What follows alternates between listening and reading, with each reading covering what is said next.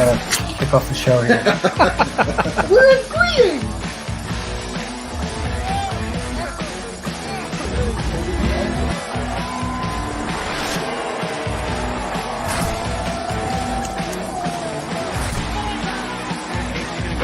So cleaned up.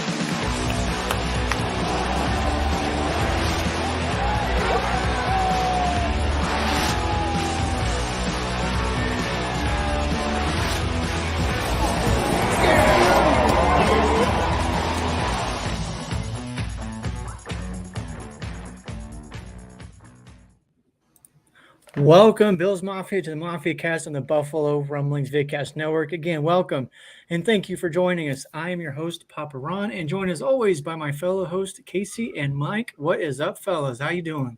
What's up, Ron? Good to I see you. kind of feel like you. I'm dying of heat stroke over here. We're hitting 90s now. It's getting a little out of hand. Yeah. Oh, we got our AC fixed, so now I'm good. Speaking of which, I thought it was kind of funny. Whenever I called to get my AC or get a repair guy out, I made a joke with the lady. I was like, I'm not working right now. I'm unemployed, so send him whenever. And she's like, oh, well, do you know how to do AC repair? Because we could use that. I was like, I wouldn't be calling you Right. if I knew how to fix this stuff.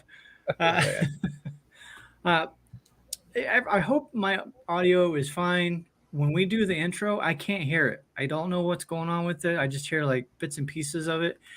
So if I cut it out, these guys got it covered. We're good to go. Sounds good on my end. Yep. I hear you. Oh, that's good. That's good. Yeah.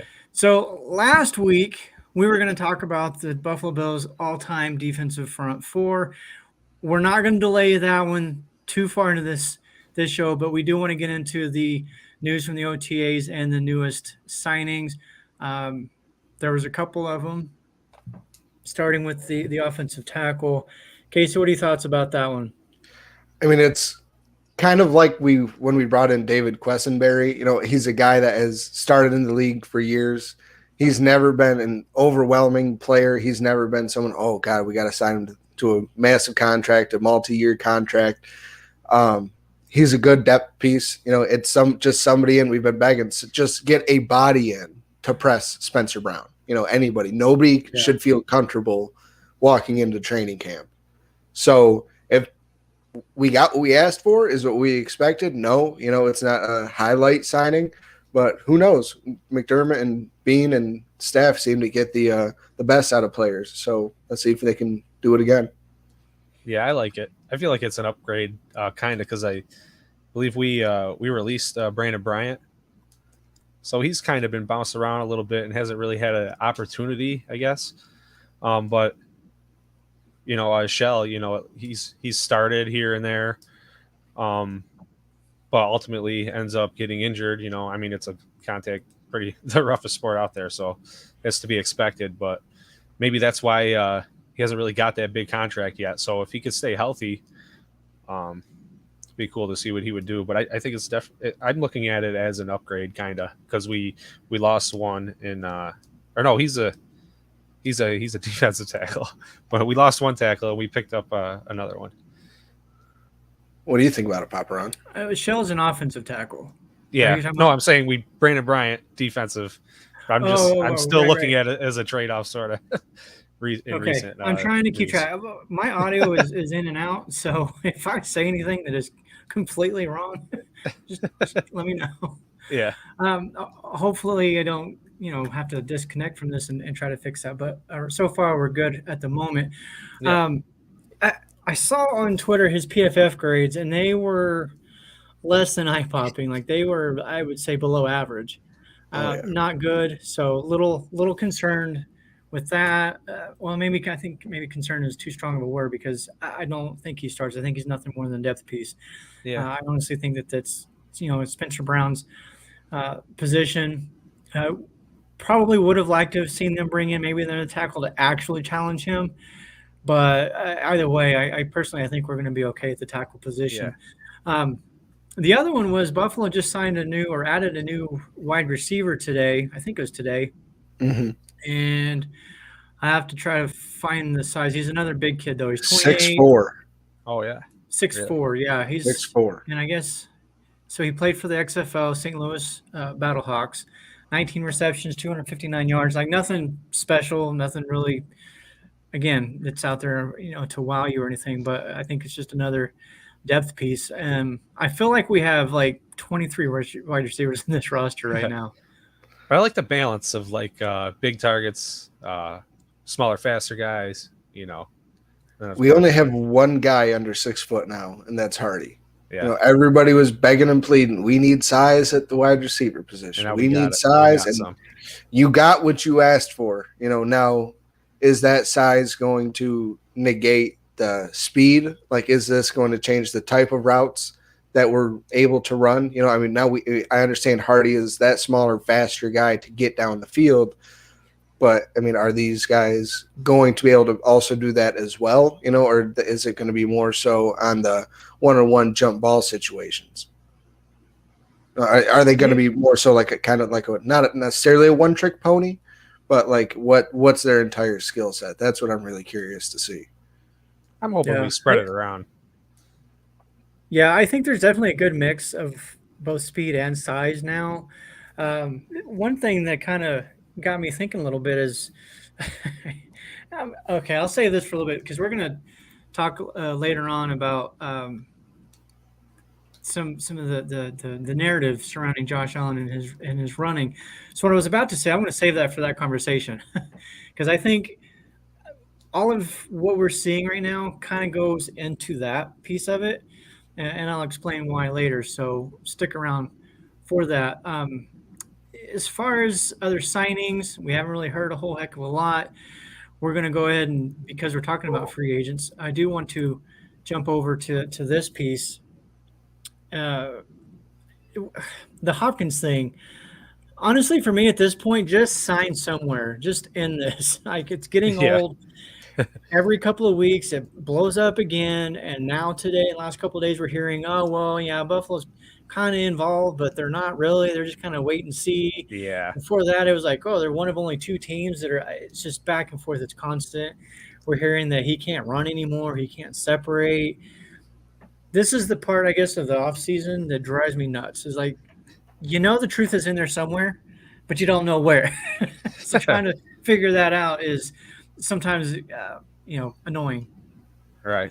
It's very slow right now. It's waiting for someone to make that move, and I don't know, like you said, you see everything, and no matter what player is going to be up for grabs, like if he's a great player, there's definitely some of the Bills Mafia out there saying, yeah, we want this guy, and he wants to be here. So let me just interrupt. They don't have to be great players for Bills Mafia. True. They just want any player that's released, just brought in. That is so true. But I think the truth is, and it's kind of been my point of this whole thing. We all know DeAndre Hopkins isn't like the same athlete as he was 6 years ago. He is older. He's not going to be as fast as he is. Is he going to be as quick? Maybe. But what he's known for is just finding the open. And at this point, like what he did last year and 2 years ago, well, last year, is just finding the open spot, catching that ball, and then making the first guy miss. And that's what we had in Cole Beasley. So if we're going to get a much more like an upgraded version of a much more athletic version of Cole Beasley, then sweet, let's do it. But it has to be at the right price point. Bean has already said he's not going to sell out for one ring. He's in it for the long haul, which, we can all complain about that, but that's what the Patriots did. The Patriots kind of went in all in 1 year when they brought in Randy Moss. And it didn't result in the Super Bowl. May have resulted in the best season that we've ever seen, like quarterback, wide receiver wise. Mm-hmm. Still didn't pay off for them. They lost to a 9-7 football team. So it shows you that like you can accrue all the pure, like all the natural, pure, great talent out there. It still doesn't mean nothing at the end of the day unless you can get it to work at the right time. So if it's the right price point and he's willing to make it majorly incentive based and some guys are really willing to restructure, then I'm fine with it. But you can make the same case for Dalvin Cook, and he's a lot more. I think he'll be a lot more expensive for a lot longer than DeAndre Hopkins. So my vote here is DeAndre Hopkins. If we had to pick one, Yeah. Well, we damn as sure are gonna have to pick one.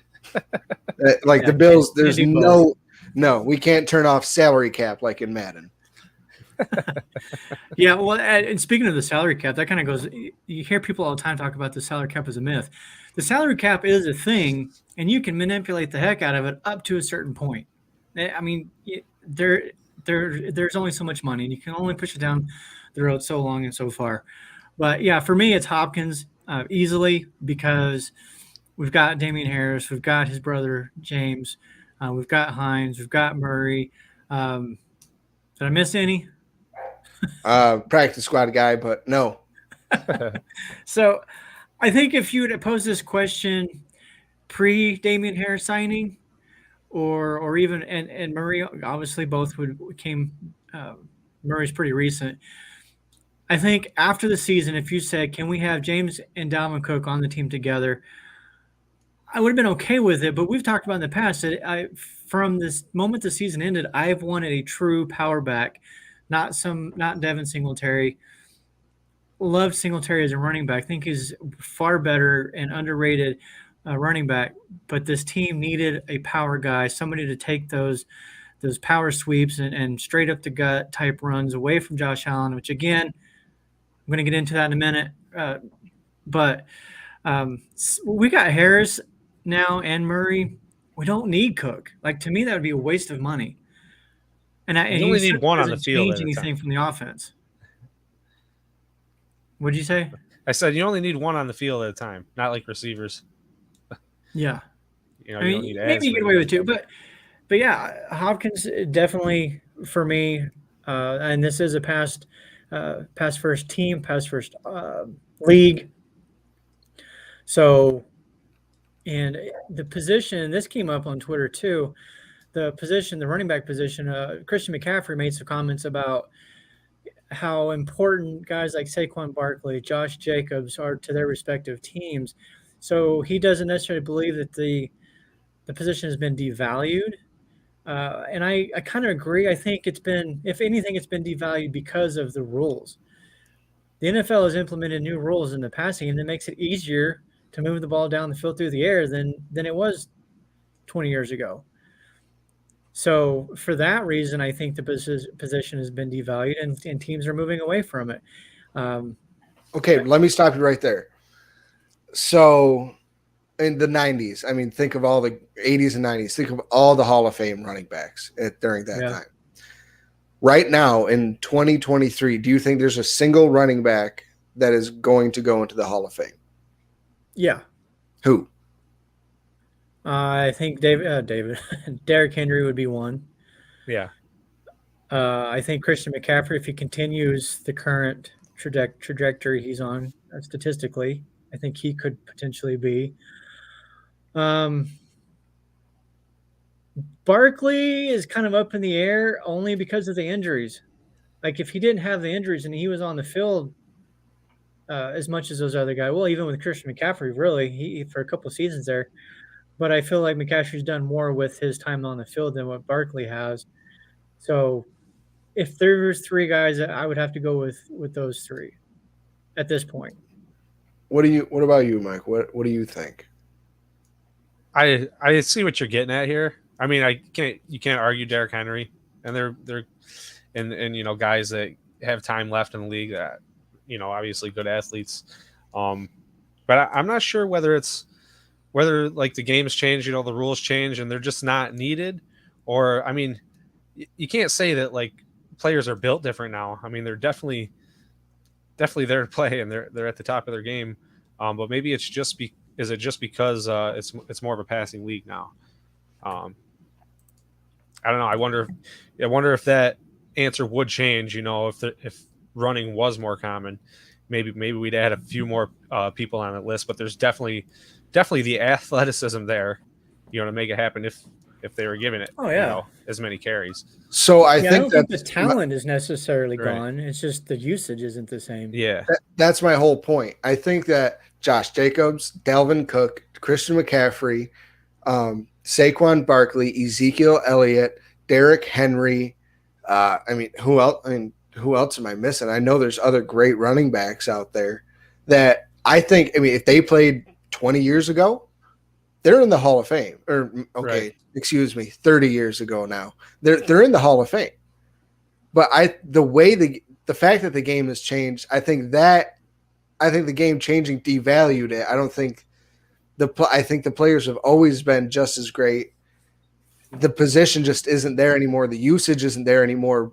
Yeah. The other players on the field that on the defense are bigger, faster, just as fast, and sometimes faster, way stronger than these running backs.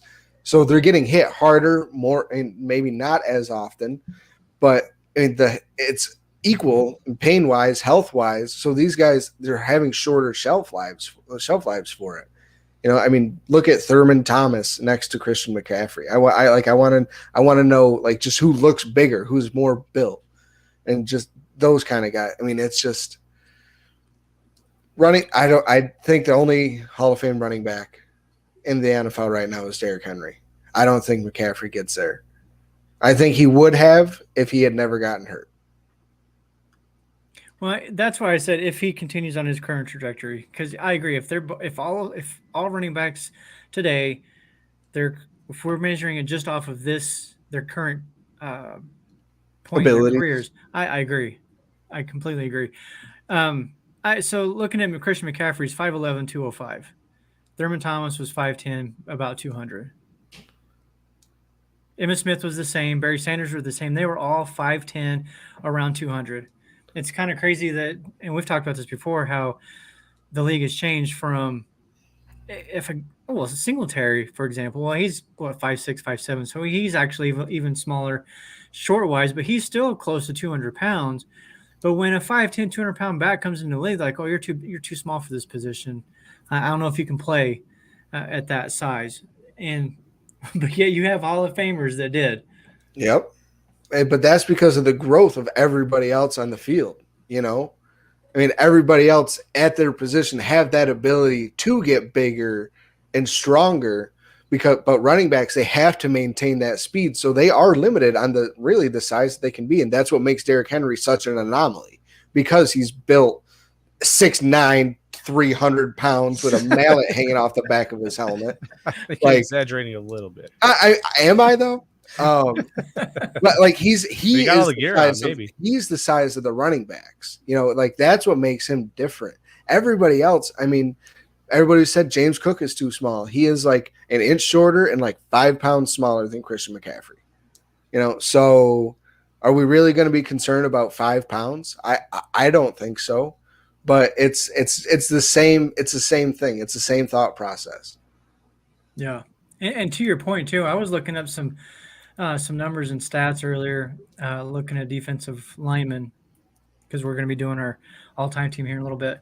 Fred Smerlas, one of the defensive tackles for the Bills, he played in the 80s, a little bit in the 90s, early part of the 90s. He was 6'3", 277 pounds. Another one, Jeff Wright, who played through the late 80s and 90s, early 90s, he was about the same. I think it was like 274. Now that position, nose tackle, defensive tackle, those guys are 300 plus, easy. Almost all of them. Oliver's the anomaly there. You just don't have that many DTs less than 300 anymore. Well, that Super Bowl team that played against the Redskins, that average weight of that defensive line was 257 pounds. You know, I saw it today watching the Four Falls of Buffalo, and I couldn't believe it. I mean, they were outweighed by think it would be the other way around. 30 pounds by the offensive lineman. And I mean, and the coach said in that interview that called the line a bunch of hogs. I mean, he was like, it's not about how big of their butt is. And yeah, it is. That like more weight means you're harder to push over. Yeah. You know, I mean, I understand athletes and the edge play position is like they can be a little bit more limber, a little bit thinner, and because you want that speed going around the big burly tackle. But you want those interior guys to be hog mollies. You want those guys to be huge, which is why we brought in Poona Ford, why we brought in Tim Settle and Daquan Jones. Just stand in that hole. Yeah. Just be hard to move. Stand there and be hard to move. Yeah. Well, and since we're kind of getting onto that stuff anyways, let's talk about the defensive line. And we'll You have right tackle up there, and I've already forgotten. I did the poll. I'd have to go back and pull it up again. Who it was? I believe it was Howard Ballard won the poll as the top right tackle, if I remember correctly. I think you're right. But the defensive line, so that group consisted of Bruce Smith, Bruce Smith, Aaron Schobel, Jerry Hughes, Mario Williams, and Phil Hansen. Those were the 5 that we put into the poll to vote on. Actually, let me backtrack. Bruce Smith, I left off the poll because it goes without saying he's the best. Yeah. Arguably the best in the NFL. Ever. In the history of the game. I wondered. I'm like, wait, I think you forgot someone. In my opinion, Bruce. Bruce is better than LT. Yeah. All right, moving on. Different positions. Outside linebacker and edge is kind of the same. Edge isn't what it is today. Edge wasn't a thing back then. But I would say that Bruce Smith was better than Reggie White. They both played the same position. I know a lot of people, especially Eagles fans, would probably not want to hear that, or Packers fans. But and maybe I'm biased. I mean, I can admit that it's Bruce Smith, right? But so let me first of all, Bruce Smith. Obviously, we know he was in there. Aaron Schobel, Hughes, Williams, and Hansen. You guys remember Mario Williams? Y'all watched him play, right? Oh yeah, he was good for like a season. I think he had a couple seasons, and then you know what I mean. He went all diva. Yeah, he just quit, and that's why I think honestly I kind of figured he wasn't going to win the poll because I think he's soured a lot of Bills fans towards him with the way that whole thing ended. Absolutely. The other 2, Jerry Hughes, Phil Hansen. Hansen, I loved watching Phil Hansen play, but I do think he benefited a lot from having Bruce Smith on the other side and Cornelius Bennett coming off the edge. So not to take anything away from him, I still think he's one of the best defensive ends that the Bills have ever had. But to put him on an all-time list, I don't think would be fair to some of these other guys. The one guy, really for me, it came down between Aaron Schobel and Jerry Hughes. I really actually thought Hughes would win the poll just because he's more recent, but it was Schobel. So do you think Bills Mafia got it right? I do. I think Jerry Hughes is like he was one of the he was just a great lifer. You know, he was one of those guys that got you 6 sacks, 5-6 sacks, every season. I think he had one season with double-digit sacks. But it was he and Kyle Williams that was what Bills Mafia held on to the last 7 years was Jerry Hughes and Kyle Williams, just because they were good enough. We knew they were good, and if the rest of the team around them was better, just even on the defensive side of the ball, not even the rest of the team as a whole, they would be even better because just better players around you. I think Schobel just was a better player overall than Hughes. In my opinion, Aaron Schobel never got the accolades or respect that he deserved, and for obvious reasons. I mean, the Bills were terrible during those times, so players on bad teams typically don't get recognized. They typically don't get those Pro Bowls and all of that stuff. But so he won that poll. So it's Bruce Smith, Aaron Schobel on opposite ends. Do you agree with this, Mike? Yeah, I think Casey couldn't have said it better. I mean, the way Hughes was just there. He was our guy for a very, very long time. But I do think Schobel is probably would outshine him. It's funny with Hughes. There over his last couple of years with the team, he was always in the top 5 or 10 with pressures. And I remember fans being like, "Oh, he's washed. He can't get the sack. He was pressures right don't there, mean as much as the sack." And then he goes to Texas. He had 9.5 sacks last year. Dude, I was so mad. Yeah. Not mad. I was happy. I was happy for him. And because that kind of thing hurts the argument. But I was like, oh man, come on. Yeah. Come on. Yeah, that hurts it a little bit for me. Yeah. It does. I mean, think about it. If he was with the Bills last season with Von Miller and then Miller goes down, obviously Hughes is not at Miller's level, but do you think that would have maybe changed some things down the stretch? I think it would. I mean, it would have helped. Well, I mean, just learning from Von, maybe. Did he play better because he was in a different system? Or Yeah, You that's know, the I other mean, part of it. it would just be him coming back to our system. So is he going to get that 9.5 sacks, or is he just going to continue to get 66 pressures every like for the rest of the season, and The pressures would have been only get nice us last like year. 5-6 and only get like the 5-6 sacks that AJ Epinesa had, and that Boogie Basham should have had, and Ed Oliver should have had. I wonder how many pressures those three guys that you just named had last season combined. Ed Oliver definitely had a decent amount. You think so? Yeah, I mean, he was one of those guys that was always kind of right there as well. You guys continue. I'll do some research. Okay. While he's doing the research, let's move on to the defensive tackle. We had quite a few guys on this list up for the poll. We had Kyle Williams, Tom Seastack from the 60s, Jeff Fry, Pat Williams, Sam Adams, Fred Smirtless, who I mentioned earlier, and Ted Washington. Some of these guys, like when I put up the poll, I get a lot of, I guess, pushback on some of the older players like a Tom Seastad, because there's always those guys, those fans who are in their, 50s, 60s, 70s, whatever. And, those young whippersnappers, they don't know who Tom Seastack is. Why are you even putting him in here? For one reason I put those guys in there is because I want to bring attention to them, because I think it's important that Bills you fans have to at least, kind of know a little bit of the history. And Tom Seastack was an integral part of those AFL championship teams. So, I put him in there. He only played 7 seasons with the team, though, and his first 4 – in fact, I had it up earlier, but I kind of took it down, I think. But he had – so all pro reference, I think it is, all football reference, something like that. Pro Football Reference, that's what they're called. Mm-hmm. You can go there, and they have what they refer to as it's AV, something value, alternate value, or something like that. But it's kind of like their version of a PFF score, right? Athletic value or something. Yeah, it's something. No, this is AV it's different than the athletic score. But one season, 1964, Tom Seastack had an AV score. They gave him a 17, so that's the 17 for the season, which sounds low, right? But it's really not. That actually was the best score that they had given a defensive tackle in the 1964 season. His first 4 seasons were all similar to that, and then it just took a nosedive after that.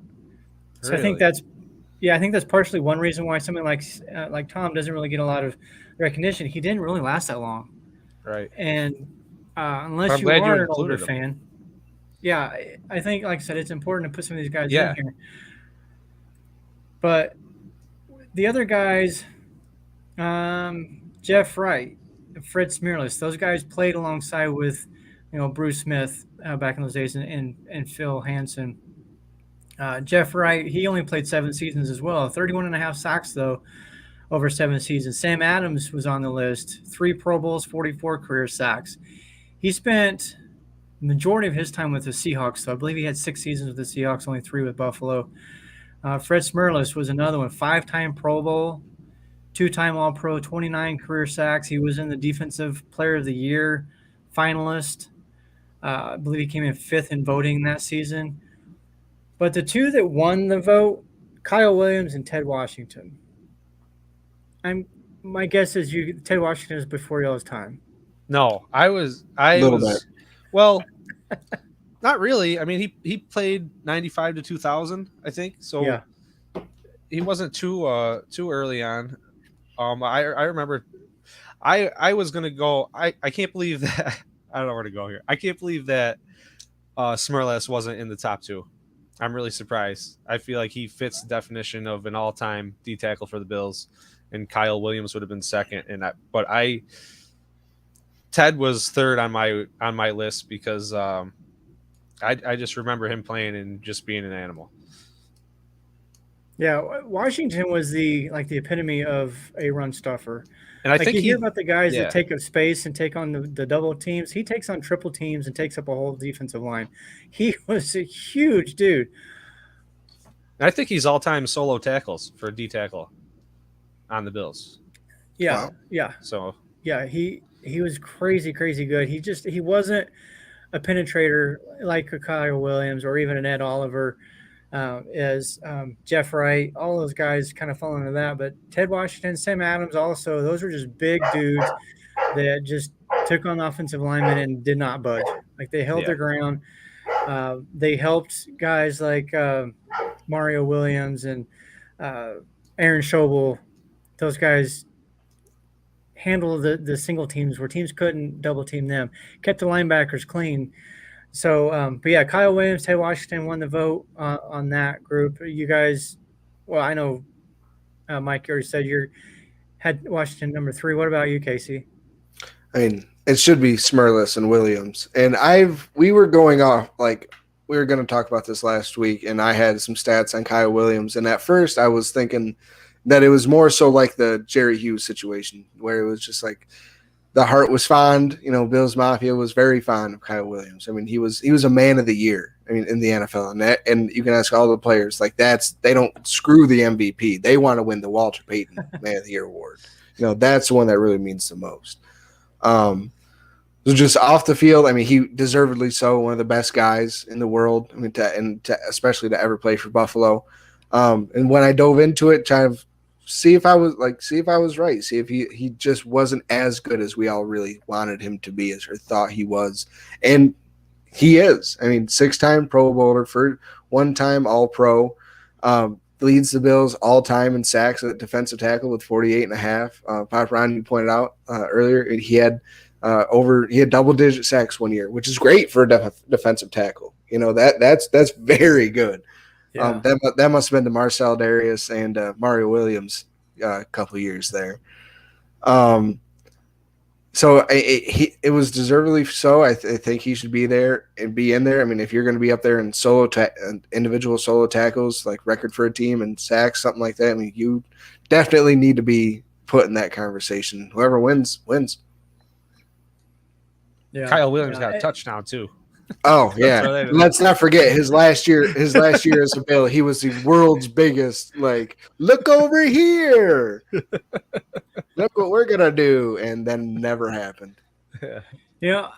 When I was kind of looking at some numbers and stats on these defensive tackles, it kind of got me to thinking about guys like Ted Washington and Sam Adams. And I found an article online ranking the 10 greatest defenses since the Super Bowl.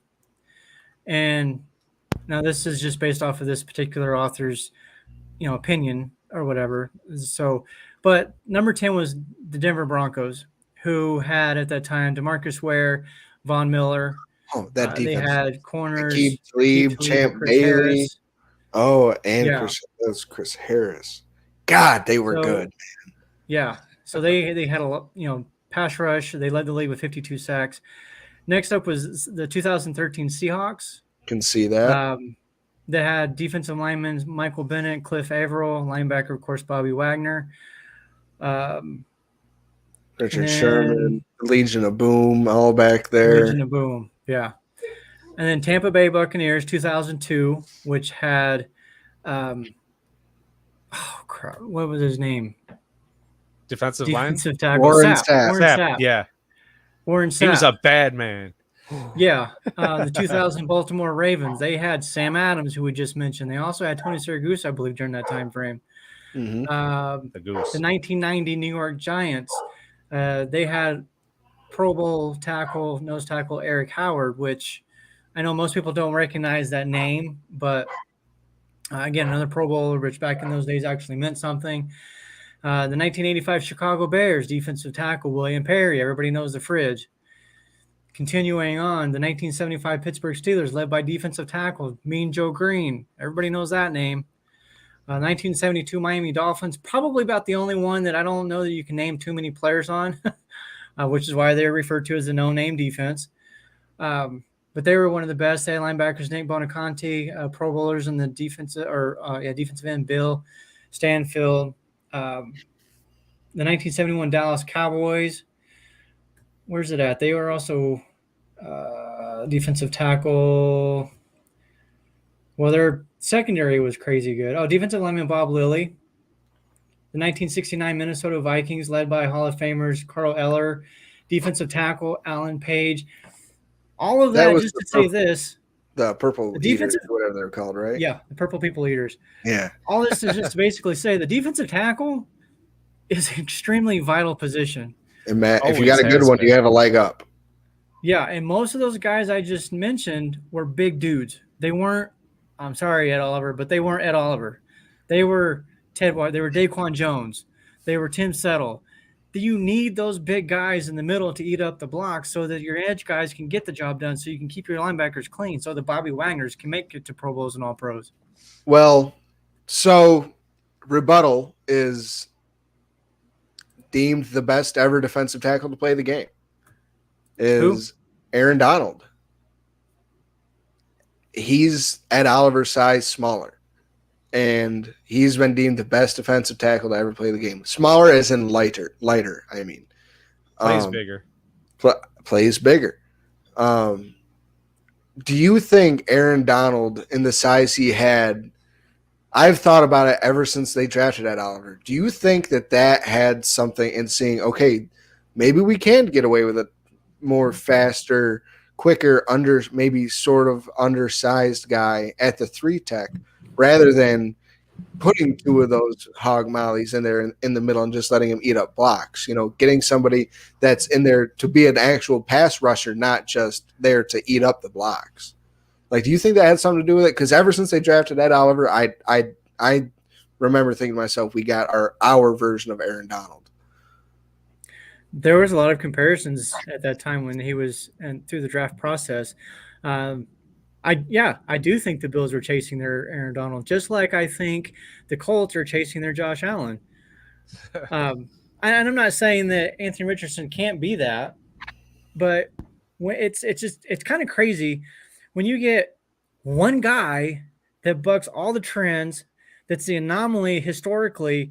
All of a sudden, 31 other teams think, "Well, I can find one of those." No, you can't. Well, I always see, and that always makes me think about all the players that potentially could have been the best at their position ever, just weren't ever given that opportunity because they didn't fit that mold. Think about the guys that, if they were just ever given that chance, could have ran for, 2,000 yards, maybe 2,500, just they had that talent. They just weren't able to somehow show it on a practice field because there is something to be said. I mean, players play different between practice and a game. That's why there's something called game speed, 40 times important, but I want game speed. That's what I want. I want somebody that's able to catch that ball and pull away and not just be able to run in a straight line really fast, i.e. Isaiah McKenzie. Well, I mean, even looking at like somebody like Gabe Davis, he doesn't have a blazing 40 time. Yeah, he's constantly getting up past the safeties. Stephon Diggs. You don't have to necessarily have a 4.3 to be a deep burner. Yep, and Stephon Diggs ran a 4.56 at 40 at the Pro Bowl. I mean, that's everybody's like, oh God, that's slow as a wide receiver. I'll take Stephon Diggs that slow. Like, and if they call that slow, I'd never want to run in front of NFL scouts. Yeah. They're lucky to keep up with the linemen. Not a chance. Right. I'd be faster if they rolled me on my belly. Yeah. No, to kind of go back to your question, the Aaron Donalds, there's just one of him, and there's always just been one of him. Sure, there might be another one that comes along. I'm going to use the term generationally because I think with Aaron Donald that actually does fit. Yeah.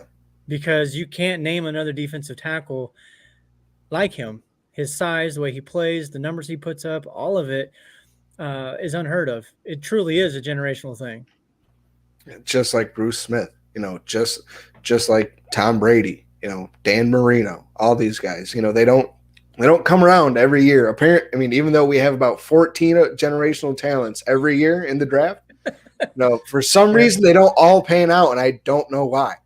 Yeah, it's crazy. But I feel like we should have them more than once every 2 decades. But hey, what are you gonna do? You gotta hype them up and hope for the best.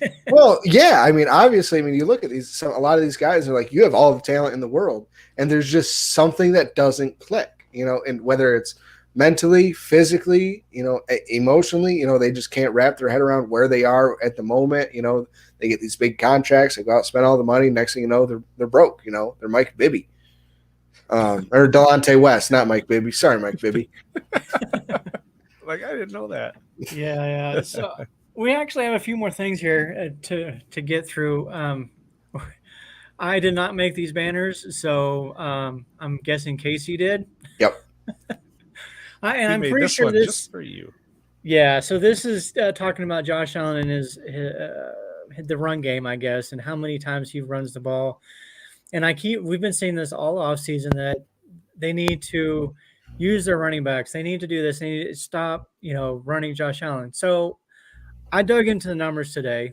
I went week by week, play by play, every single play that's been run by the Bills in 2022, and I pulled out 51 times that the Bills called a run for Josh Allen. 51 times. That's a little over 3 per game. 4 of the games last season accounted for 26 of those. You guys guess which? The first 4 games of the season. No. Well, Really? I want to know. Both games against the Jets, the second game against the Dolphins, and then the Chiefs. All 4 close games. Really? See, I mean, he did run a lot in the Rams game. He did. I mean, even I can admit it. I want to say a lot is in like 6 times, 5 times, 6 times. 4. 4? Well, okay. 4 called. 4 I would say so the rest were designated because, I mean, how many times in that fourth quarter was everybody in, like, when he was still playing anyway, when was everybody like, stop running the ball, hand the ball off to somebody else other than Josh Allen, because he kept freaking running every time he touched the football. Yeah. It felt like anyway. And the one area where the OC can, I guess, help with that is to call more run plays, but that's not this team. That's not what they do. Yet, which I'm going to get to why I say that in a minute. Checkdowns. They want you to think they're passing. Get him the hot route. Get him something short. That Brady always had that crossing underneath route where he had the bailout. I mean, it was only a 4 yard deep pass, but those linebackers are sitting at 6, 7, 8 yards back. And by that time, anyway, by the time Brady got through all his progressions, everybody's inching deeper and deeper down the field. That drag is going to be was wide open a lot of times. And there's Edelman. Yeah, and there's Edelman, or anybody could make him work down there. You give him 6 yards. That's what we did with Cole Beasley. Yeah, we need to get back to that. He had that hot route where he had Beasley. All right, what was it called? Third and Beasley every time. If it was 3rd and 5 and less, he was going to Beasley because he was going to find that quick little spot, the hot route. So I wonder how many of these called runs could. Sorry to interrupt. What percentage would you say of those called runs are like 4th and short or 3rd and short or goal line? Well, because I did think about that, and the other part that I thought about too was where in the game are the called runs occurring? Are they happening in the fourth quarter primarily, or whatever the case is? I didn't dig that deep into it. My wife had the to-do list that I had to stop what I enjoy doing and do some of those. But the thing too about all of this people need to understand, you can throw out numbers all day long. We can all Google how many rush attempts did Josh Allen have. We can all Google how many, what's the most yards in the season, whatever. You can Google all of that. But you can't just simply spit out numbers and say, yeah, my point's proven. You need to dig into those numbers and find out the context behind those numbers. Because what people are doing is they're looking at, well, Josh Allen had 120 runs on the season. 68 of them were runs. Well, no. 18 of those 68 that people are looking at, I think it's 69 is the actual number, were kneel downs. Those count in the stats, which I think is silly, but they do. Yeah. That's something you pull up any box score, and it's going to show Josh Allen. Like, I think it was the last game of the season against the was it the Dolphins, Patriots? Yeah, whoever we played last. He had 9 carries for like 17 yards. 3 of those were kneel downs. Patriots, excuse me. You're right. Yeah, I remember that. Yeah, so you really got to look into it. But he had 6 called runs in week 6. That was a Jets game. That's a lot. The other one, 5 carries in week 9. Now these are all called runs. I don't know the scramble numbers, but week 9, 5 carries. That one. Oh wait, the week 6, that was the Chiefs, I believe. Week 9 was Yes. the Jets. Yep. And then week 15, he had 9 called runs. That was by far the most in the season. That one was the Jets. I don't remember. 14 and 15 and 6 and 9. So whatever those came out to be, but 51 called runs. Like I said, it's 3 per game. Now, if you tell me, okay, we're going to run the ball 3 times with Josh per game, I'm like, okay, let's do it. Give him better protection so he doesn't have to scramble and he doesn't get hit throwing the ball. Because there's all sorts of studies out there and people claiming, well, the more quarterback runs, the more likely they are to get injured. Well, anytime somebody gets hit, sure. But a blindside hit on your throwing arm, that's when an injury can occur, a significant one. And we got lucky last year that he was still able to play. But Tom Brady, one time he got hurt. Where was he? In the pocket. Lamar Jackson got hurt last year. In the pocket. Every single quarterback that gets hurt, 99% of the time, is in the pocket, getting rolled up on, like from the side or behind, or hit low or hit from behind. It's hardly ever from them running. If it was, Andrew Luck wouldn't have played the 9 season he did, because that dude got smacked like a rag doll when he ran, because he ran like Josh Allen.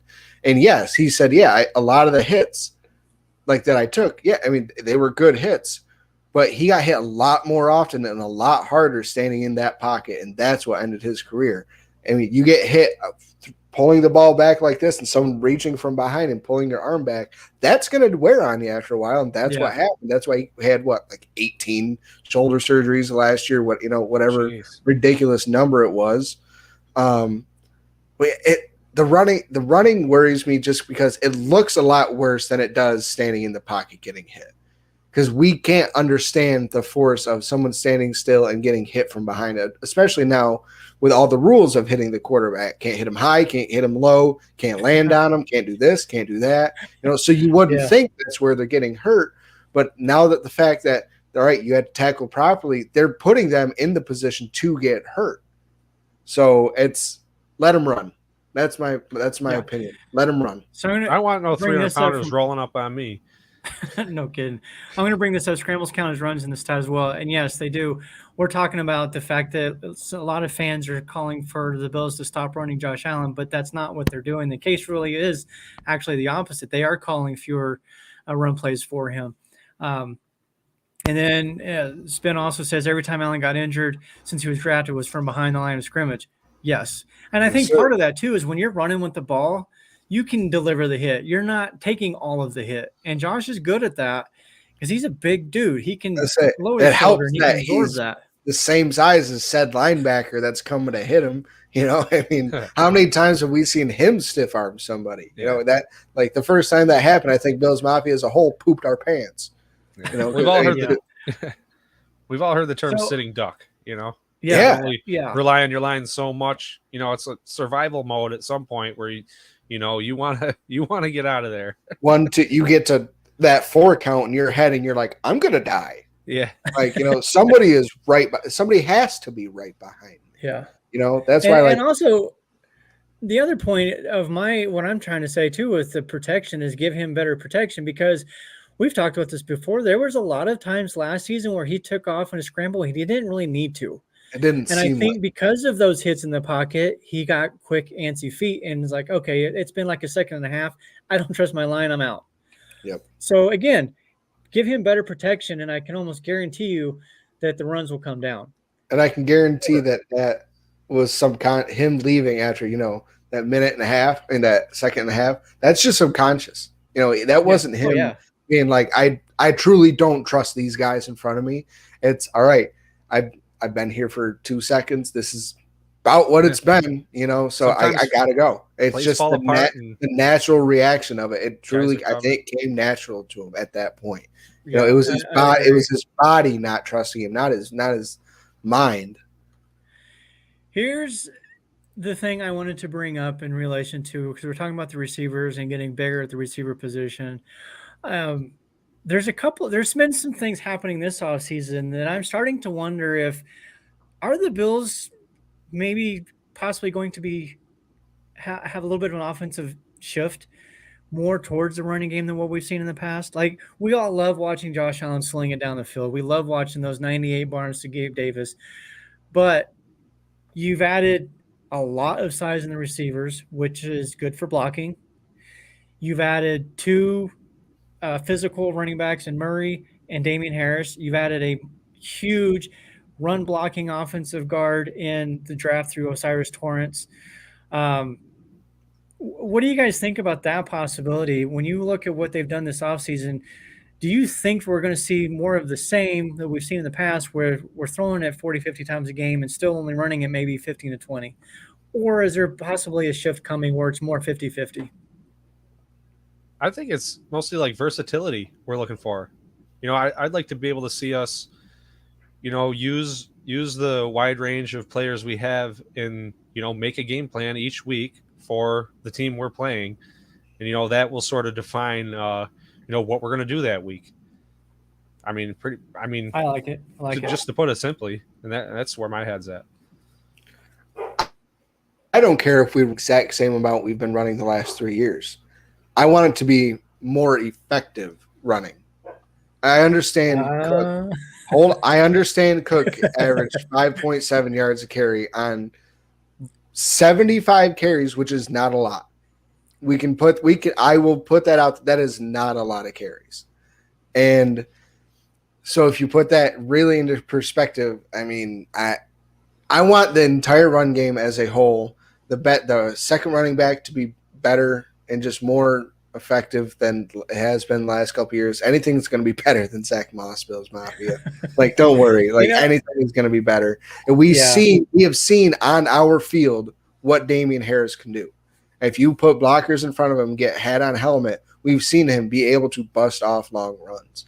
He's another one of those guys that isn't a burner, but he has that game speed to be able to pull away from guys and bust off a 60, 70-yard touchdown.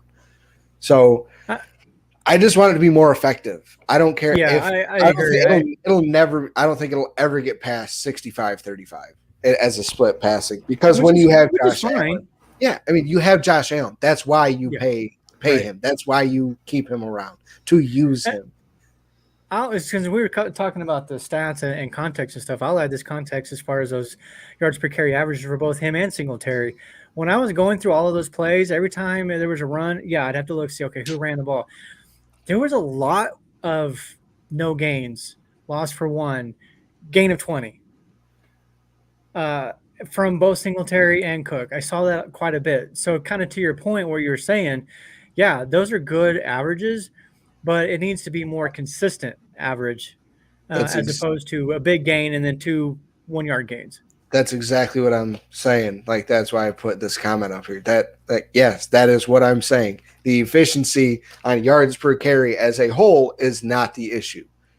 It's each individual carry has been so incredibly inconsistent. I want them to at least. Obviously, you're not going to get a yard every single time. Players are going to get blown up no matter what. I'm not stupid, but I want there to be our bad runs to be the 2-yard stuffs that we get. We can get with the running backs we have now. We are going to be able to get those 3rd and shorts a lot. I personally, I think a lot easier this year just because of the size of running backs we have. Yeah, and we won't have to bring in Gabe Davis in motion to help push Josh Allen so we can get 1 freaking yard. I'm tired of doing that. I would much rather him see Josh turn 90 degrees, give ball to short big guy, get first down. Yeah, I guess I kind of see that too. Not just versatility, like I said, week to week, but situationally, play by play on the field, be able to use that range of talent. Yeah. Oh, because to Spin's point a while ago that you had that comment up there a second ago, 3rd and short was the problem for the run game. Yeah. That's the efficiency. That's the consistency that we're talking about. 5.2 yards per carry for the team. You got to think Josh Allen. He's running on a scramble. Those are counting towards the run. And I know they're still rushing yards, but it's still different. It's what you see. You don't want your quarterback to be your leading rusher. No, honestly, it's okay if we're getting it done and we're going all the way, but it's not ideal. Lamar Jackson, You know, he was. I mean, Yeah. the year he won his MVP, he was what, third in the league in rushing. But what I did got to bring this up. their running backs do? That was Spin. for I Casey. hate you. Sven, we're putting this out there because why, Casey? Don't worry about it. He's not part of the team anymore, so he's out of sight, out of mind. Do you still have your beliefs, or have they changed at all? Doesn't matter anymore. Okay. In the past, Okay, I don't think we have the time to get into that. on to Well, Cincinnati. I'll clear it up really quick. Singletary, in Casey's mind, was a power back. For what we had, he was a power back. He was our he's power back. now. No, Josh Allen was our power back. Well, I almost said a bad word. Never mind. All right, so let's get past that. I hopefully I've made my point. It's not necessarily play calling that Josh is running. It's Josh is running. Like, he wants to take off, but I do think a lot of that has to do with the offensive line.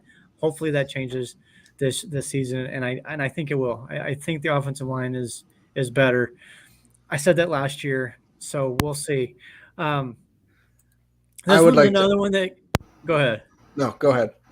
What No, were you you go going to ahead. add? I was gonna say, if we're gonna only do one more, I would like to end on respect your elders. Is the corner going to take a minute? Probably. We'll Yeah. save that for next week. All right. Okay. Back to that. All right. So anybody you're watching, listening, stay tuned. We'll talk about CB2 next year. We're going to jump to this. Next Respect show, your elders. week. I don't know what this is. Casey's decided to add it in here. Going to ask some questions and fire away. So this is just something that, and we all saw that it was like a slander Bills Mafia day on NFL Network. You know, here's a replay of 2 Super Bowls that we lost, but it was also Football Life of Jim Kelly, the road to Canton for Andre Reed, and then the 4 Falls of Buffalo, and it just got me thinking. I mean, so they went 91 through 94 to 4 straight Super Bowls. Mike was alive, but barely. And I wasn't alive. Born in 90. Just clear that up for everyone. Barely. And so I'm just like, what was it like? What was it like for you as a Bills fan to see the Bills? All right, we're going to our first Super Bowl. Like, we lost, but we got there. You know, no matter what, that first one, like in person, like just looking back how I can imagine it, first one's like, all right, that was cool. You know, I hope we get back. Second one, it's like, damn, like we lost again. You know, and that third one, it's like, did you start getting into, I kind of don't want to go back, like what the national media was starting to go, and people being like, why are we going? Like, they're sending them back a third and a fourth time. Like, what was it like? Like, what was your grieving like? What was the whole experience as a whole for you over those 4 years? You know, I was still young in my Bills fandom, I guess. Like, that started in 1990. I became a fan in 88. So the first Super Bowl, I guess it just felt like, okay, this is what it's supposed to be. This is how it is. Buffalo's a good football team. They're going to go to Super Bowls. Like, I never would have dreamed that a 17-year drought would have happened. Like, through the late 80s, even through the 90s, Bills were good. There was a little bit of a lull there in the mid to late 90s, but even in like 98, 99, they were a solid football team. In 99, I believe they were the number 1 defense in the league.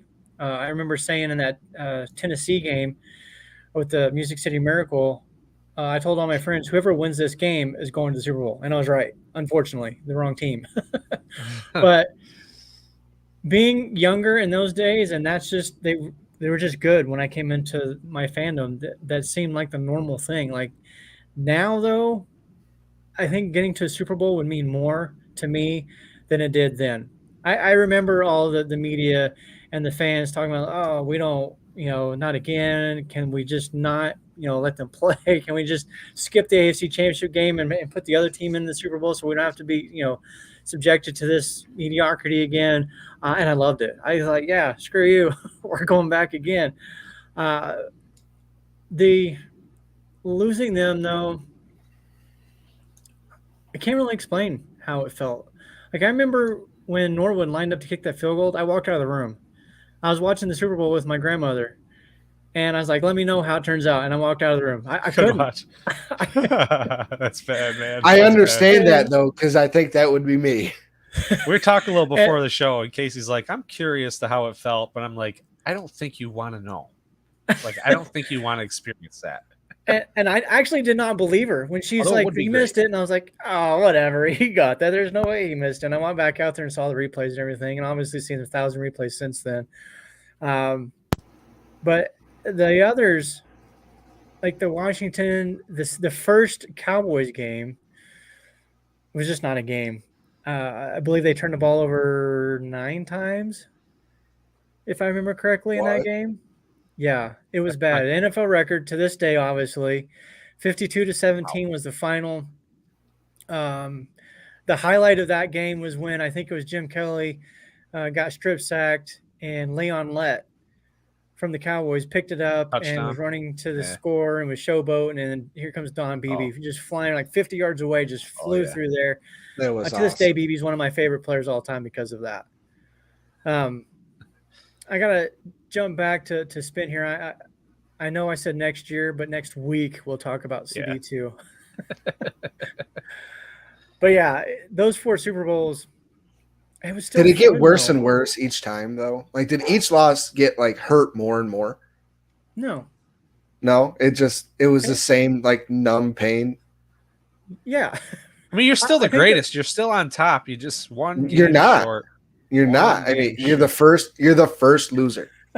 It means at least it wasn't like the same team every year losing.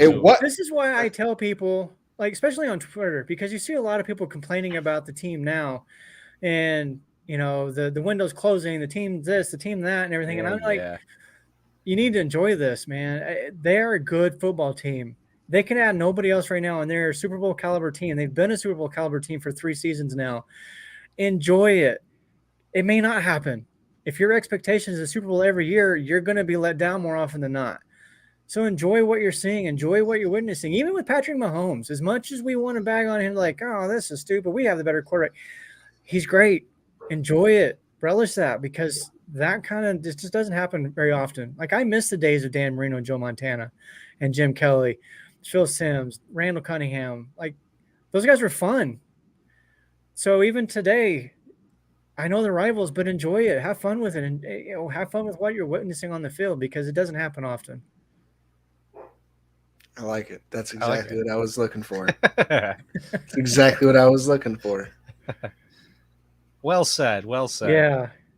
Well, we are a few minutes over, so I guess is the ranting Ron thing going to be a thing going forward? Respect your elders. You bet your butt. Respect your elders. Gotcha. That's it. We get the old man's point of view. Yeah, yep. I like it. The old man. I'm only 47. I am not the oldest content creator on Buffalo Rumblings, and I'm not going to say who is. There's a few. Oh, All I know is I'm the middle child on the show here. On the show, yeah. You right, guys do know the youngest is always the favorite, right? Yeah, whatever. But the oldest is the most knowledgeable and wisest. That's true. Looks over beauty, my man, and looks over. Never mind. See, exactly. All right, we're gonna get out of here until next week. We'll go to the linebackers for the all-time team. We'll talk about the linebackers. I'm working on getting the secondary put together now, so we'll have that in a couple of weeks. We'll also talk about CB2, and maybe there's going to be some Hopkins news. Maybe not. At this point, I'm kind of over it. Don't care. So, but anyways, till next week, we are Bills Mafia on the Buffalo Rumblings Vidcast Network. Thank you for joining us. We'll see you all next week. Go Bills. Go Bills. Go Bills.